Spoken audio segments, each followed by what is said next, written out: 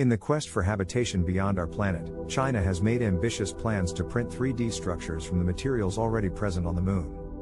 Having received its first soil sample from the Moon as part of the Change 5 mission during the pandemic's first year, Chinese scientists and astronomers are studying the possibilities of sustainable lunar colonization.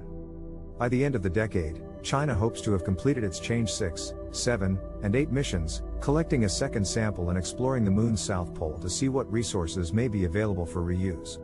Of course, this raises the question, how will they turn these previously untapped resources into a functioning habitation for humans? The answer lies in 3D printing. Change 8 is designed to explore the mineral composition, availability of other resources and methods of 3D printing with the intention of creating structures remotely from Earth. That way, there could be habitations ready and waiting when human explorers arrive. That's where China's research and pioneering attitudes come into play.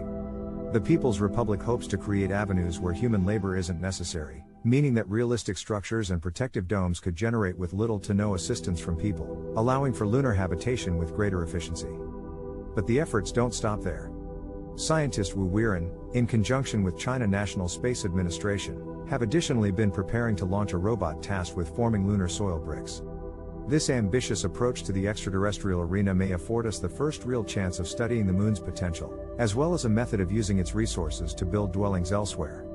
Russia's Roscosmos has been facing difficulties due to international sanctions, while NASA continues to explore the same possibilities with its own projects. Yet, it is undoubtedly China's outspoken ambitions and bold achievements that have disrupted previous perceptions of space exploration. So, from the prospects of studying mineral composition and allowing China the chance to draw up plans for lunar travel, to the launch of robots and 3D printing on the Moon, China is preparing for the future of interplanetary habitation. What this means for the rest of us remains to be seen, but we can with certainty that, in a few short years, the Chinese will be one step closer to lunar habitation.